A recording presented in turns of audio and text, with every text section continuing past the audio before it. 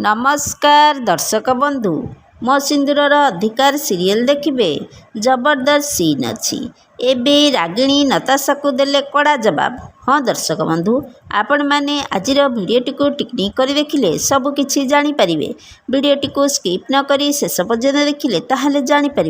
एबे दर्शक बंधु आपण मानकर प्रिय सीरियल मो सिंदूरर अधिकार सीरियल रे देखा पाइबे जे रागिणी नताशा को कहे जदि माँ मो जगार था ना तोर ए हरकत पाई निजे से ए घर बाहर कर दे था से पृथ्वी तो धरा पड़ो तो पड़ो मु निजे मो भौणी को खोजिकी आनिबी आ माही आदि को मु एकाठी करिकी रहिबी।